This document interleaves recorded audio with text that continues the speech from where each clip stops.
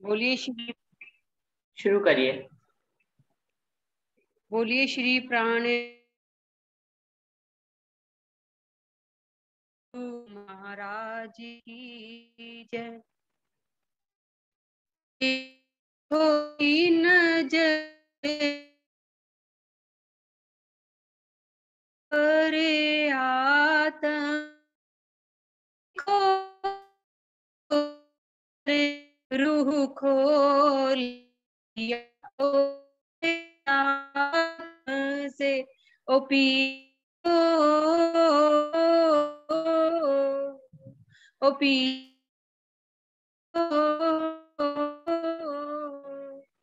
सात घाट श्री जमुना जी के पाल बन मोहला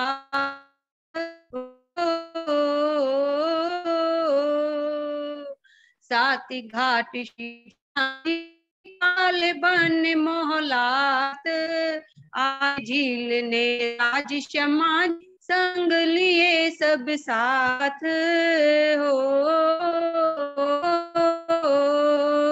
जल जमुना जी, जल जमुना जी, देखो जी जल जमुना जी, ओ जलना जी ही लोरे लिए जा देखो तेरे आत्म से ओ जल जमुना जी ही लोरे ली जाते देखो परे तम से ओ पिया हो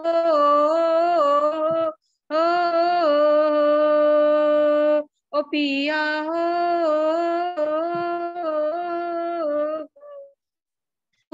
और नूरा कुंज निकुंजो है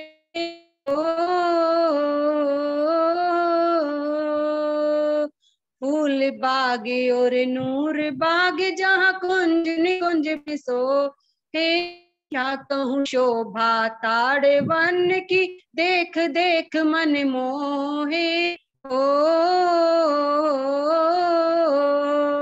क्या कहूँ शोभा ताड़े वन की देख मन मोहे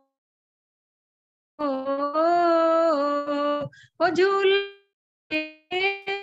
ओ झूले रे देखो जी झूला झूले रे ओ झूला झूले पिया जी के साथ देखो जी पर आ तम पिया जी के साथ देखो जी पर आत्म से पिया हो ओ धनी हो चारों हारे हवली होय के 64 थानिया हो रे हवली होय के 64 थंब निहारे श्यामा जी सिंहासन धाम धनी जी हमारे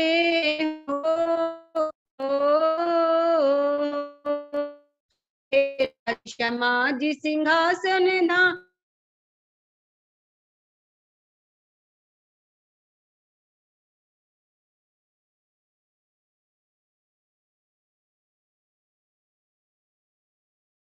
आवाज चली गई, वो तो पूरे ही चले गए मेरे ख्याल से। वर्षा दीदी का माइक ही बंद हो गया।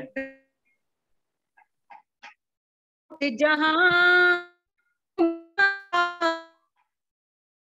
भाई देखो जी पर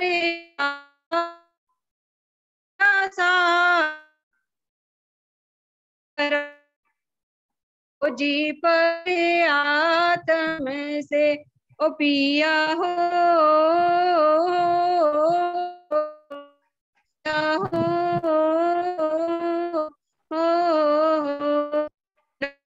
दशवी आकाशी कहूँ बात ओ नवो भौम 10वीं आकाशी रंग महल कहूँ बात। बैठत प्यारे पियू संग रूहें जब आवे चांदनी रात। ओ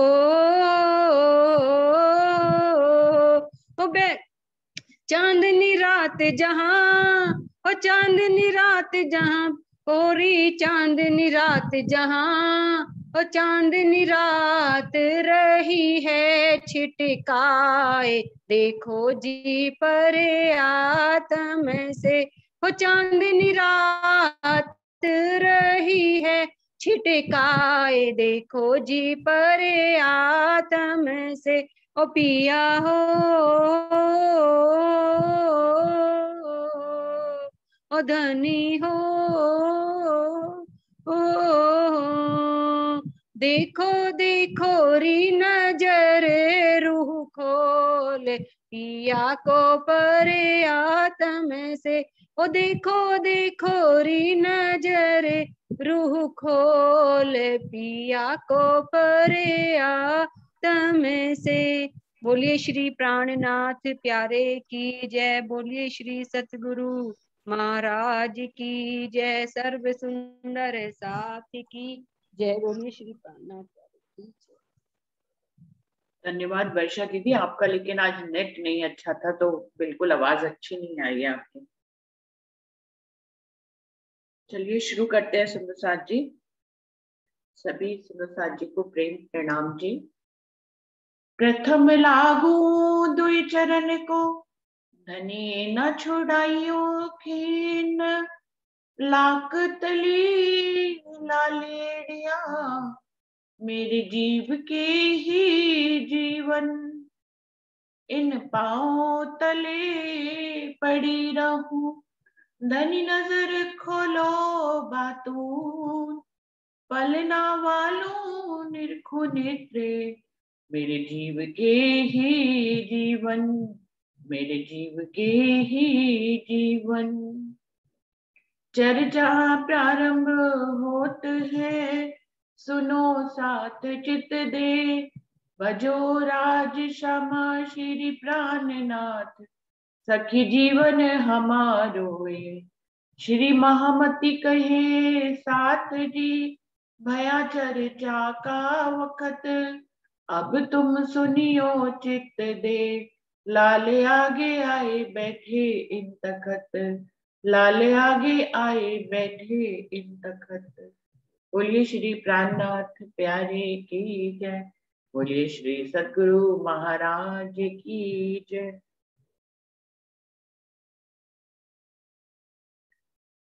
सुंदर साथ जी बीतक साहब वाणी का 47वां प्रकरण चल रहा है, जिसमें धनी जब 12 मोमिन कैद में थे औरंगजेब के दरबार में, तब धनी उनको प्रेम भरा पत्र लिखते हैं, उनको सांत्वना देने के लिए या बताने के लिए कि धनी उनके साथ हर पल हर घड़ी है। वो स्वयं को अकेला ना समझे। ये जो कार्य हो रहा है वो धनी के हुक्म से हो रहा है। वो जो करके दिखा रहे हैं उनकी शोभा पूरे ब्रह्मांड में सर्वोपरि है। सांत्वना देने के लिए पत्र लिखते हैं, वही पत्री चल रही है जिसकी 25 चौपाई हो गई थी। एक काम बहुत बड़ा हुआ अजू भासिया ना तुम्हारे मन। तुमको हल्का लगत है बात बड़ी मोमिन। एते दिन इन जहान में बहुत डरते लेते नाम। हमको गर्दन मारेगा लेते नाम इमाम। धनी उनको चिट्ठी में लिखकर कह रहे हैं कि तुमको लग रहा है कि तुमने बहुत छोटा सा काम किया है, लेकिन ये बहुत बड़ा काम हुआ है। वो भी धनी के हुक्म से हुआ है कि तुम औरंगजेब के दरबार में वेश बदल कर गए और वो तुम्हारी काजी तुम्हारी बात सुनने को तैयार हो गया है। और तुम तो देखो तुम कितने निडर साबित हुए।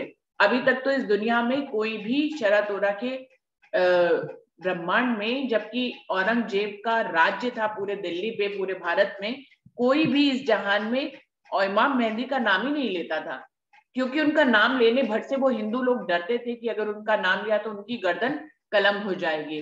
इस डर से कोई भी इमाम मेहंदी का नाम ही नहीं लेता था। और तुम 12 मोमिनों ने औरंगजेब के दरबार में जाकर इमाम मेहंदी की बात को भी कहा और अपनी बात को भी कहा कि कैसे आखिरुल जमा इमाम मेहंदी और बुद्ध निष्कलंक अवतार एक ही हैं। तुम अपनी बात कहने में निडरता से समर्थ हुए, जबकि इस ब्रह्मांड में कोई उनका नाम भी नहीं ले पाता था। तो ये बहुत बड़ी बात हुई है, कोई छोटी बात नहीं है। आपन छिप छिप रल झलते फिरते थे सब ढौर, अब तुम जाहिर भय लश्कर मोहम्मदी करो शौर। क्या किया? अभी तक तो, जब तक तुम औरंगजेब के दरबार में नहीं गए थे, हम हर जगह अपने, कभी एक स्थान पे छुपते थे, कभी दूसरे स्थान पे छुपते थे कि कहीं औरंगजेब को हमारे ठिकाने का पता न लग जाए। तो हम डर डर कर जी रहे थे। लेकिन अभी तुमने क्या किया? अब तुम जाहिर भय, अब तो तुम उनके दरबार में जाकर ही तुमने इमाम मेहदी और बुद्ध अवतार की जो बात को है जाहिर ही कर दिया है। लश्कर मोहम्मदी करो शोर, तुम तो मोहम्मद के लश्कर ही बन गए हो, और वहां जाकर तुमने जो शोर मचाया है, जो अपनी बात रखी है, उसका तो पूरे ब्रह्मांड पर इस बात का असर पड़ेगा। अब तुम इन जैसे हुए के बैठे इन अंदर, थाना मेहंदी का था प्या बैठे इनके मंदिर। देखा जाए तो तुमने अपने हिंदू के वेश को जो बदला है, उससे तुम उनके जैसे ही लगने लग गए हो। अब तुम उन जैसे हुए के बैठे उन अंदर, और उनके अंदर तुमने अपना स्थान बना लिया है, उनके दरबार में अपना स्थान बना लिया है। उनके जैसे होकर तुमने उनके अंदर, उनके दरबार में अपनी अपनी एक गरिमा, अपना एक स्थान बनाकर तुम वहां पर विराजमान हुए हो। थाना मेहंदी का थापिया बैठे उनके मंदिर। तुम काजी के घर में, देखा जाए तो आखिरुल जमा इमाम मेहदी बुद्ध निष्कलंक अवतार का मंदिर बनाकर तुम बैठ गए हो। वहीं पर तुमने अपनी बात को कहना शुरू किया है। तो सुंदर साथ जी, यहाँ पर मंदिर कहने का क्या तात्पर्य है कि तुमने जो है काजी के घर को मंदिर बना दिया है। मंदिर हम सब इस दुनिया में क्या जानते हैं, जैसे कि हम सभी के शहरों में कोई ना कोई मंदिर है जहां हम राज्य की शोभा और श्रृंगार को विराजमान करते हैं, और फिर वहां पर सुंदर साथ आते हैं, बैठक होती है, गोष्ठियां होती हैं, भंडारे होते हैं। इसको ही मंदिर कहते हैं, या इसी को ही हम आश्रम भी कहते हैं, जहां पर बहुत से सुंदर साथ बैठकर आश्रम में, जहाँ पे राज्य की सेवा को पधराया जाता है, सुंदर साथ वहां बैठकर विचार विमर्श करते हैं, उनकी वाणी का पठन पाठन करते हैं या पाठ करते हैं। तो हम इन सबको अपनी भाषा में मंदिर कहते हैं। अभी यहाँ पर राजी महाराज स्वयं कह रहे हैं कि तुमने तो इनके घर में ही अपना थाना थाप दिया, यानी कि अपने मंदिर, अपना मंदिर बना दिया, और तुम यहाँ पर मंदिर बनाकर बैठ गए हो। तो यहाँ पर क्या तात्पर्य है सुंदर साथ जी? अगर इशारा देखें तो धनी का क्या कहना है कि कहीं पर भी ईंट पत्थर का मंदिर बनाकर धनी की सेवा को पधरा दे तो उससे कुछ भी होने वाला नहीं है।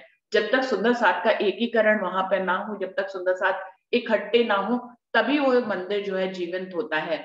अभी भी इस बात को यहाँ पर इशारा करके कहा जा रहा है कि जहां पर भी कुछ सुंदर साथ मिलकर वाणी का पठन पाठन करते हैं, गायन करते हैं, उनके ऊपर विचार विमर्श करते हैं, उस जगह को ही मंदिर कहते हैं।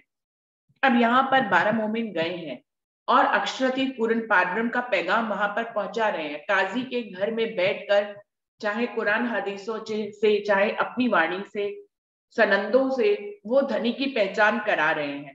तो ये जगह 12 मोमिनों के, जीवंत 12 मोमिनों के होने पर ही ये जगह जो है मंदिर जैसी बन गई।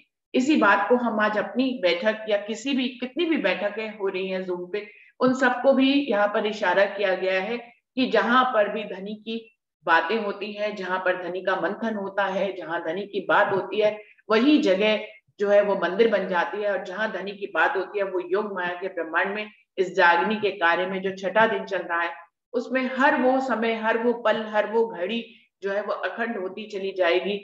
जहां जहां धनी की बात होगी, जहां जहां धनी की बात होकर जागनी की जाएगी या उनका मंथन किया जाएगा। तो सुंदर साथ जी, इस ब्रह्मांड में तो हर पल हर घड़ी बहुत से समय व्यतीत हो रहे हैं, लेकिन और कोई वक्त अखंड नहीं होगा। जहां धनी की बात होगी, सिर्फ वही पल, वही घड़ी जो है वो योग माया के ब्रह्मांड में रील के रूप में बनती चली जा रही है। तो हम सब, मुझे लगता है कि उसके एक पात्र हैं। इस समय जो बैठक हो रही है, ये भी धनी के मंदिर जैसी ही है, जहां पर इतने सारे सुंदर साथ, अभी जितनी भी प्रेजेंट बैठक है, 20 या 22 सुंदर साथ है, ये भी एक मंदिर की तरह है, जिसमें हम बैठकर वाणी मंथन करते हैं, धनी की बात, धनी के गुणों का गुणगान करते हैं, चाहे भजन के माध्यम से या कीर्तन के माध्यम से, और इस प्रकार से हम मंथन भी करते हैं। तो ये भी जगह एक मंदिर जैसी ही है। ऐसे ही इसको इशारा करके उन्होंने कहा है, थाना मेहदी का था प्या, बैठे इनके मंदिर। तुम तो इनके ही घर में इमाम मेहदी, आखिरुल जमा इमाम मेहदी और बुद्ध निष्कलंक अवतार का मंदिर बनाकर तुम बैठ गए, क्योंकि तुम वहां पर उन्हीं की बात कर रहे हो। जब जाहिर तुम करी अपना जो लश्कर, गाम गाम शहर शहर थाने थाने जाहिर होवे इन पर। वो कह रहे हैं अब तो तुमने अपने लश्कर को यहाँ पर जाहिर ही कर दिया है। इमाम मेहदी, आखिरुल जमा इमाम मेहदी, बुद्ध निष्कलंक अवतार का जो लश्कर है, जो उनकी पहचान देता है, तुम इस रूप में उनके उनके ही दरबार में जाकर जाहिर हो गए हो। और अभी तो तुम उनके दरबार में ही जाहिर हुए कि तुम जो लश्कर महमदी हो, लेकिन अभी तो हर हर हर गांव, हर शहर, हर जगह पे तुम्हारी महिमा जो है सर्वोपरि होकर जाहिर हो जाएगी कि तुम ही वो लश्कर महमदी हो जिन्होंने औरंगजेब के दरबार में जाकर अपने संदेश को पहुंचाया और अपने अपने आप को लश्करी महमदी लश्करी जाहिर कर दिया। अब तुम्हारे तेज दिन दिन बढ़ता जाए, बढ़ती बढ़ती रोशनी सब खलकों को पहुंचाए। जो काम तुम कर रहे हो, जो काम तुम इस समय इतनी धैर्य पूर्वक जिस कार्य को तुम अंजाम दे रहे हो, तुम्हारी रोशनी, तुम्हारा तेज, तुम्हारी महिमा तो दिन प्रतिदिन बढ़ती ही जाएगी, और ये बढ़ती बढ़ती जो है पूरे ब्रह्मांड में एक दिन फैल जाएगी। तो सुंदर साथ जी वही आशीर्वाद आज तक श्री जी साहिब जी का उन सुंदर साथ को लगा हुआ है। हम आज इतने वर्षों बाद भी उन 12 मोमिनों की महिमा को गाते हैं, उनसे शिक्षा लेते हैं, उनकी राह पे चलने की कोशिश करते हैं, अपने दिल को उनके जैसा मजबूत और बनाने की कोशिश करते हैं। जहां पर धनी की बैठक होती है, उनसे धनी कैसे कैसे कार्य ले लेते हैं, तो आज तक हम उनकी महिमा को गाते हैं, क्योंकि धनी ने उनको ये आशीर्वाद रूप में ये महिमा ही दी थी कि उनका तेज जो है दिन प्रतिदिन बढ़ता जाएगा और पूरे ब्रह्मांड में फैल जाएगा। और दज्जाल की कला दिन दिन पल पल घटती घटती घटई उड़ जासी ख्वाब अकल। और दज्जाल की रोशनी जो है, जो अभी लग रहा है तुमको कि दज्जाल जो है हमें कभी हरा देता है, लेकिन उसकी जितनी भी कलाएं हो, जितनी भी उसकी कला को एक और वर्ड होता है, क्या कहते हैं कि उसकी जितनी भी एक्टिविटीज है वो दिन दिन हर हर पल जो है वो धीरे धीरे घटती घटती एक दिन समाप्त हो जाएगी और खत्म हो जाएंगी, और तुम्हारा तेज दिन प्रतिदिन बढ़ता चला जाएगा। दृष्ट दज्जाल की बाहें तुमको दई दुर्दष्ट अंदर, तुम ऊपर उतरा असराफिल शब्दों इन ऊपर। वो कह रहे हैं कि दज्जाल की दृष्टि तो सिर्फ एक ही होती है, उसके पास ना तो जागृत बुद्धि है, ना निज बुद्धि है, ना ही रोशनी है उसके पास तारतम की। और इसलिए उसकी दज्जाल की जो बुद्धि है वो स्वप्न की बुद्धि है, और उसकी दृष्टि स्वप्न की बुद्धि क्या होती है, वो बाहर ही जो कुछ घटित हो रहा है सिर्फ उसको बाहरी तरफ से ही उसका निरीक्षण कर पाती है।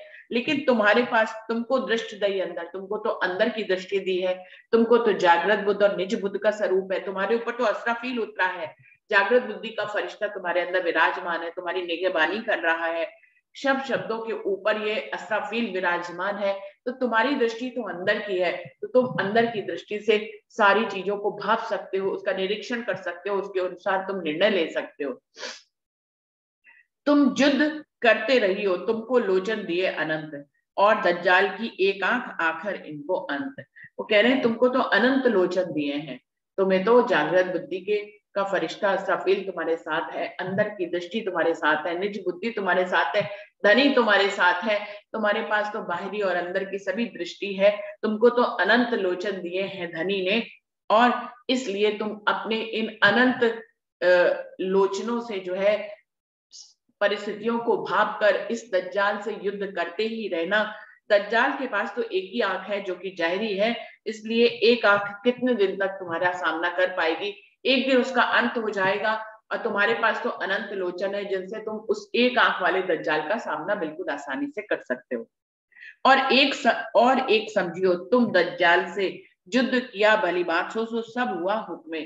और एक बात को लेकिन अपने दिल में बिठाए रखना, 12 मोमिनों को धनी शिक्षा दे रहे हैं, वही शिक्षा हमें भी दे रहे हैं। क्या कह रहे हैं, और एक समझियो तुम दज्जाल से युद्ध किया भली बात, सो सब हुआ हुक्मे। ये जो तुम दज्जाल से युद्ध कर रहे हो, इसको मत समझ लेना कि तुम कर रहे हो, ये असल में धनी का हुक्म ही तुमसे करा रहा है, उन्होंने तुमको चुना है, तो ये कार्य धनी ही कर रहे हैं। इस बात की समझ अपने हृदय में हमेशा रखना कि कोई भी कार्य धनी की राह पर यदि कोई मोमिन करता है तो वो खुद अपनी मर्जी से या अपने आप से नहीं करता, धनी का हुक्म उसके साथ होता है। इसीलिए वो कार्य वो कर पाता है। दज्जाल की लड़ाई में जो पहली सुअर की चोट, तो लड़ाई इंसो आखिर धनी की ओर। वो कह रहे हैं कि दज्जाल के साथ लड़ाई करना बिल्कुल ऐसे ही है जैसे सुअर के साथ लड़ाई करना। सुअर के साथ लड़ाई करने में क्या होता है, आगे शिवजी साहिब जी इसको स्पष्ट कर रहे हैं कि सुअर के गले में जो है वो एक ही नली होती है, जिसके कारण वो अपनी गर्दन को नहीं मोड़ पाता है। हम सबके अंदर जो है 2 नलियां होती हैं, जिसके कारण हम अपने गर्दन को दाएं बाएं और पीछे ले जा सकते हैं, लेकिन सुअर के गले में वो हड्डी नहीं होती है, जिसके कारण से वो सामने से प्रहार करता है लेकिन वो अपनी गर्दन को मोड़कर दाएं बाएं या पीछे नहीं कर सकता है। तो ये इसी को ही कह रहे हैं कि आपके पास वो शक्ति धनी ने दी है। दज्जाल के पास एक आंख जाहिरी है, वो सिर्फ बाहरी दृष्टि से देखता है और बाहर से ही प्रहार करता है, बिल्कुल सुअर की तरह। लेकिन तुम्हारे पास अनंत लोचन है, तुम्हारे पास जागृत बुद्धि का ज्ञान है, अस्राफील है, तो तुम क्या कर सकते हो, अपनी चतुराई से उसकी बाहरी पहली चोट को जाकर पीछे से उसके ऊपर प्रहार कर सकते हो और उसको परास्त कर सकते हो। सो चोटे पहले बचाइए, पीछे घाव मारो पीठ पर, मरोड़ न सके कांध को, लड़ न सके क्यों कर। वो कह रहे हैं सुअर की तरह एक दज्जाल की लड़ाई होती है कि उसकी पहली चोट को यदि आपने बचा लिया, सो चोट पहले बचाइए, क्योंकि तुम्हारे पास अनंत लोचन है। तुम अपनी जागृत बुद्धि के ज्ञान से, अपनी चतुराई से, अपनी प्रवीणता से उसकी पहली चोट को बस तुम्हें बचाना है। पीछे घाव मारो पीठ पर, फिर तुम उसकी पीठ पर यदि प्रहार करोगे, मरोड़ ना सके कान को, वो पीछे अपनी गर्दन को मरोड़ कर देख नहीं सकता कि उसके पीछे कौन खड़ा है, लड़ ना सके क्यों कर। इस प्रकार से यदि तुमने उसकी पहली चोट सामने वाली बचा ली, फिर तुम्हारी जीत निश्चित है, क्योंकि उसके बाद फिर उसके पास वो शक्ति ही नहीं रहती कि वो पीठ के पीछे मुड़कर देख सके। किस वास्ते ए यूं कया, सब जानवर के कांध में संध, इनके एक नली गले में ने एक तरफ है अंध। इसलिए तुमको ये बात बता रहे हैं धनी जी, उनको ये याद दिला रहे हैं कि सभी जानवरों के जो गले में होती है वो 2 तरह की, जिनके बीच में हड्डियों के बीच में एक संधि होती है जिससे वो अपनी गर्दन को मोड़ सकते हैं, लेकिन इनके एक ही नली गले में, लेकिन इसके सुअर की एक ही गली होती है, नली होती है, हक तरफ है अंध। और इसी को ही हम कहेंगे कि दज्जाल के पास एक ही आंख होती है, जाहिरी आंख होती है, वो खुदा की तरफ से हर पैगाम को लेने के लिए अंधा ही होता है, क्योंकि उसके पास और कोई नजर ही नहीं होती है। ये बात तुम समझियो, बचाइयो सामी चोट, सो तो तुम बचाए लई, अब होए तुम्हारे कदमों लोटपोट। वो कह रहे हैं शिवजी साहिब जी, इसीलिए मैं आपको ये बात समझा रहा हूँ कि तुम्हें सिर्फ क्या करना है कि उसके सामने की चोट से खुद को बचाना है, और वो तो तुमने पहले ही कर लिया। तुमने उनके दरबार में जाकर अपनी बात कही, फिर तुम्हारे ऊपर इतनी यातनाएं सीधी पौलाद ने दी, फिर भी तुमने अपने धैर्य को नहीं खोया, तो इस प्रकार तुमने उसकी पहली चोट को खुद ही अपने आप को प्रोटेक्ट कर लिया उससे, क्योंकि तुमने अपना धैर्य नहीं खोया। यदि उन यातनाओं से तुम धैर्य खो देते और तुम जो है तो तुम्हारी हार हो जाती, लेकिन तुमने धैर्य नहीं खोया, इसलिए तुम्हारी जीत होएगी। और अब ये दुश्मन तुम्हारे कदमों में स्वयं ही लोटपोट होएगा। और देखा जाए तो काजी जो है, जो मान गया है आपकी बातें सुनने के लिए, ये जाहिर भी हो रहा है। दाबतुल अर्ज का मजकूर लिखा अहल सलाम, तहां छाती लिखी शेर की, सींग पहाड़ी बैल स्थाम।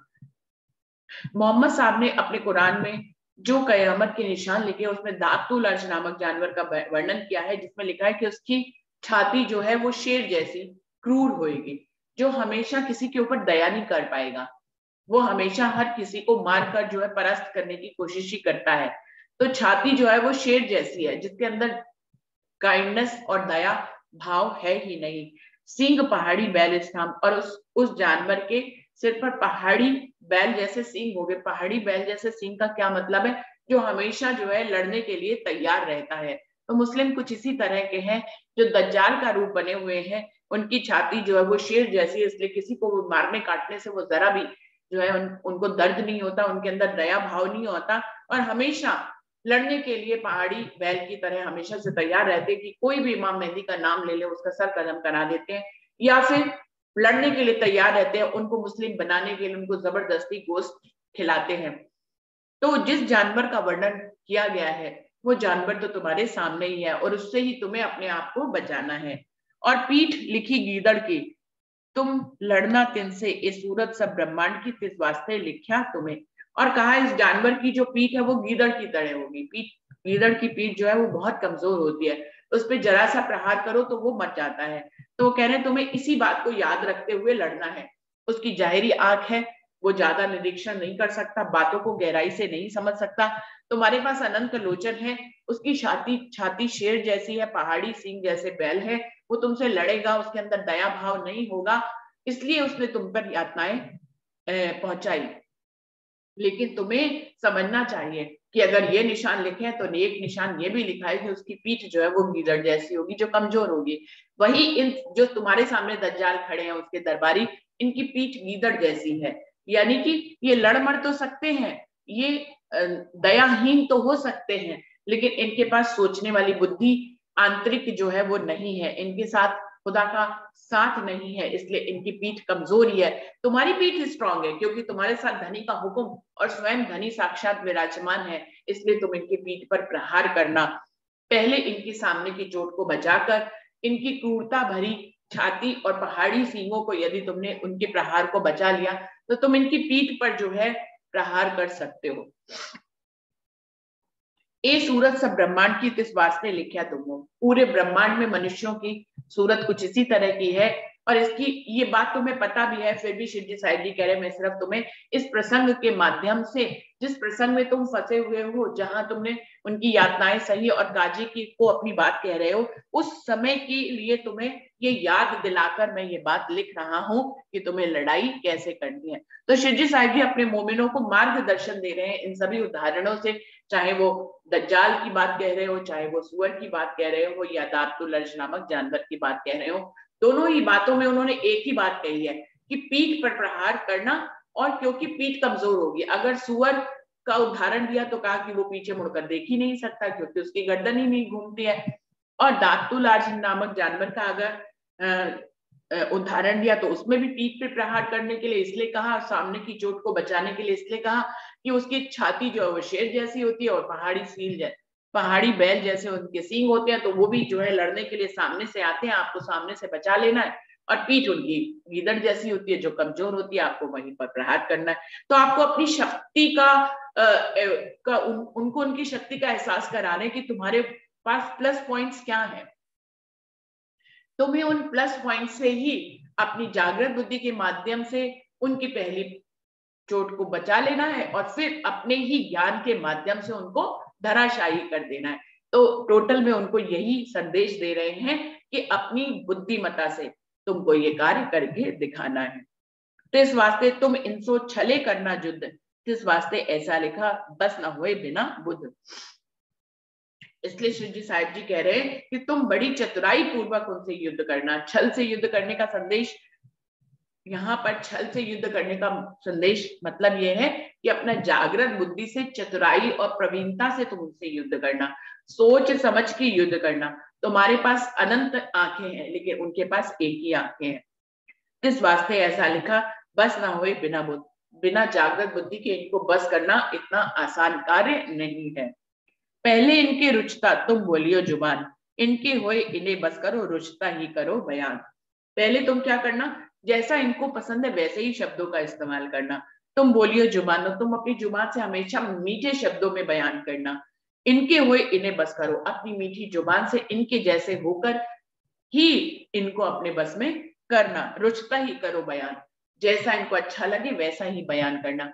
क्या संदेश दे रहे हैं धनी? यदि हम आज भी किसी दूसरे धर्म संप्रदाय में धनी के पैगाम को लेकर जाते हैं तो हमें पहले जैसा वो चाहते हैं, जैसे शब्दों को प्यार से उनसे पेश आना, एकदम से लड़ने मरने के लिए तैयार नहीं हो जाना। यदि हम भी उनसे लड़ रहे हैं तो फिर हम भी तो शेर की जैसी छाती रखे हो, हमारे अंदर भी दया भाव कहाँ है? जबकि मोमिनों को तो हमेशा दया की प्रतिमूर्ति कहा गया है। तो हमें किसी से भी लड़ना नहीं है, किसी का भी असम्मान नहीं करना है। हमें कहीं पे भी धनी के पैगाम को लेकर जाना है तो उनकी गरिमा को बनाए रखना है कि हम किसका पैगाम लेके जा रहे हैं। हम अक्षरातीत पूर्ण पारब्रह्म का पैगाम लेकर जा रहे हैं, कोई छोटी बात थोड़ी नहीं है। पूरे ब्रह्मांड में सर्वोपरि ब्रह्मांड क्या, अक्षर से विपार अक्षरातीत है, जिसके अंतिम पुरुष राजी महाराज, जिनको प्रेम का स्वरूप कहा जाता है, और हम उनके अंग यानी हम भी उनके प्रेम के स्वरूप हैं। तो हम इस बात को याद रखते हुए उनके संदेश को लेकर जाए कि हमें लड़ाई तो करनी ही नहीं है, हमें अपमान तो करना ही नहीं है, हमें कटु शब्द तो बोलना ही नहीं है, इन सबके विपरीत हमें प्रेम भरे शब्दों से अपनी बात कहनी है और उनसे लड़ाई, उनका सम्मान करते रहना है। तो यही संदेश यहाँ पर कह रहे हैं। जबकि उन्होंने 12 मोमिनों को बहुत यातनाएं दी, लेकिन उसके बावजूद भी उन्होंने धैर्य नहीं खोया और सम्मान पूर्वक अपनी बात यहाँ पर कह रहे हैं। इसी को धनी ने कहा है कि आपने वहां पर अपना मंदिर स्थापित कर दिया है, कि इनका रुचता बोलना, जैसा ये चाहते हैं उतने ही मीठे शब्दों में उनके ही अनुसार बात करना। अभी भी चिंतामणि और जितने भी सुंदर साथ अभी बीतक साहब में घटनाएं को हम सुन के आए, तो शिवजी साहिब जी ने हमेशा पहले उनसे ही ज्ञान की बातें सुनी है। चिंतामणि से भी पहले उन्होंने ज्ञान की बातें सुनी। पहले जब उनसे ज्ञान की बातें सुनते हैं और फिर एक जगह ऐसा आगे पर, जब भी वो ब्रह्मांड से पार की बात करने के लिए जाते हैं, उनको कोई जवाब नहीं मिलता है कि जब ये ब्रह्मांड लय होगा महाप्रलय में, तो जो है जिस परमात्मा की खोज में सब लोग लगे हैं, वो परमात्मा कहाँ विराजमान होगा, इस प्रश्न पे वो सबको अटकाते हैं। चाहे हरिद्वार की नीतक रही हो, उसमें भी पहले उन्होंने सब संप्रदाय वालों की बात सुनी। तो हमें संदेश क्या मिल रहा है कि धैर्य पूर्वक, और अगर देखें हम अपने यात्रा को देखें तो हम इतने धैर्यवान थे ही नहीं। हम अपनी बात कहना चाहते हैं, हम सामने वाले की बात नहीं सुनना चाहते। लेकिन जबकि बीता के हर प्रसंग में शिवजी साहिब जी ने ये उदाहरण को बिल्कुल प्रस्तुत किया कि पहले उनकी बात सुनिए, उनकी बात से ही उनको जो है आप हरा सकते हैं, जबकि जहां वो अटके आप वहां से अपने ज्ञान को कहना शुरू करें। इनके गुलाम होके तुम करियो उत्तकाम, एक थोड़ी इशारत लिखी वास्ते दीन इस्लाम। धर्म को सच्ची राह पर चलने के लिए आपको ये मैंने थोड़ी सी इशारा करके लिखा है कि इनके जैसे ही, इनके गुलाम होके तुम करियो उत्तकाम। इनके गुलाम होके काम करने से क्या मतलब है कि जैसा, वही जो पहली चौपाई में क्या है कि जैसा उनको अच्छा लगे वैसे शब्दों का इस्तेमाल करना, वैसी मीठी भाषा का इस्तेमाल करना, जिससे उन्हें लगे कि आप उनके अपने ही हो, कोई पराये नहीं हो। भले चाहे तुमने भेष बदला है, उनको ये बात पता भी लग गई है, तो भी क्या हुआ, तो उनको यही तो सबसे बड़ी बात लगेगी कि तुम अपना संदेश देने के लिए तुमने उनके जैसा भेष धारण किया, तो तुम उनके जैसे हो गए। तो हमें किसी को भी अपना बनाने के लिए पहले उसका बनना होता है, तभी हम उसको अपना पैगाम बता सकते हैं, क्योंकि वो हमसे तभी इतना इजी वे में आ पाता है। जब हम उसके जैसे हो जाते हैं तो वो हमसे संकोच करना छोड़ता है, उसे लगता है ये तो हमारे अपने ही है, तब फिर आप अपनी बात उसको उसके दिल तक पहुंचा सकते हैं। मुसलमान जो हिंदुओं को जबरदस्ती गोश्त खिलाकर जो है उन्हें अपना बनाते थे, ये बिल्कुल सही तरीका नहीं है। आगे यहाँ पर भी शिवजी साहिब जी बता रहे हैं, तो उनको बराबर शिक्षा दे रहे हैं कि हमें किसी को विवश करने के लिए पहले उसके जैसा होना पड़ता है, पहले हमें त्याग करना पड़ता है, तब वो हमारी बात सुनने के काबिल होता है। जब हम उसके उसके उसके अंदर सरलता से प्रवेश कर जाते हैं, तो ही वो हमें सरलता से हमारी बात को समझ पाता है। पीछे तो तुम बुद्धवान हो, खिजमत के भांत दिखाइयो, रंग वचन चोखा कहियो, हम रहे तुम्हारे संग। शिवजी साहिब जी कह रहे हैं बाकी मैं थोड़ा थोड़ा तुम्हें बताता जाता हूँ, पर तुम तो खुद ही बुद्धिवान हो, समझदार हो, और अपना जो है रंग वहां पर दिखा देना, जमा देना अपना रंग, और जब वक्त आए तो चोखा वचन बोलना, तब पीछे मत हटना। जब शिवजी साहिब जी कहीं पे भी जाते थे, जब उनका समय आता था बोलने का, पहले वो दूसरे की बात पूरी सुनते थे, जहां वो अटकते थे तो फिर बोलने से नहीं चूकते थे, फिर चोखा बोलते थे शिवजी साहिब जी। तो यहाँ पर उनको भी वही शिक्षा दे रहे हैं। वचन पहले कह रहे हैं कि खिजमत के भांत दिखाइयो रंग, पहले तो तुम उनकी खिजमत करते हुए मीठे स्वरों में अपनी बात कहना, लेकिन जब तुम्हारा मौका पड़े, मौका मिलता है जरूर बीच में, जब कोई सामने वाला अपनी बात बताता है तो उसके बीच में मौका जरूर मिलता है हमें अपनी बात कहने के लिए। तो जब मौका मिले तो वचन चोखा कहियो, तब जो है एक चोखा वचन कहना, हम रहे तुम्हारे संग, हम तो तुम्हारे साथ हमेशा थे, हैं और हमेशा ही तुम्हारे संग रहेंगे। जो खैरात पातशाही लेते हैं फकीर, हम गुजराने तिन पर तुम हमारे मुरब्बी मीर। और उनको कहना कि यदि वो तुमसे कुछ मांगने के लिए कहें तो उनको कहना कि फकीरों को जैसी खैरात औरंगजेब देता है, बिल्कुल वैसे ही हमें फकीर समझें और हमें उतना ही सम्मान दें, कुछ ज्यादा उनसे मांगने की कोशिश मत करना। शिवजी साहिब जी कह रहे हैं जिससे कि तुम लालची दिखो, तुम हमेशा ये देखो कि तुम जीवन जीने के लिए और खुदा का पैगाम देने के लिए यहाँ पे आए हो। इसलिए वो जब तुमसे पूछा जाए तो तुम कहो कि फकीरों को जैसी खैरात बादशाह बांटता है, हमें भी वैसी ही सिर्फ उतनी ही जीने के लिए जरूरी चीजें चाहिए, हम तो इसी में ही गुजारा कर लेंगे। और आप तो हमारे मुरब्बी पीर हो, तो हम तो अपनी बात कहने के लिए आए हैं, आप सिर्फ हमारी बात सुनिए। तो शिरजी साहिब जी इस तरह का पैगाम यहाँ पर मोमिनों को दे रहे हैं।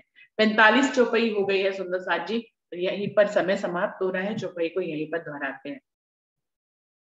जो खैरात पातशाही लेते हैं फकीर, हम गुजराने तिन पर, तुम हमारे मुरब्बी मीर, तुम हमारे मुरब्बी मीर। बोलिए श्री प्राणनाथ प्यारे की जय, बोलिए श्री सद्गुरु महाराज की जय, सर्व सुंदर साथ की जय। प्रणाम जी, सभी सुंदर साथ जी को प्रेम प्रणाम जी।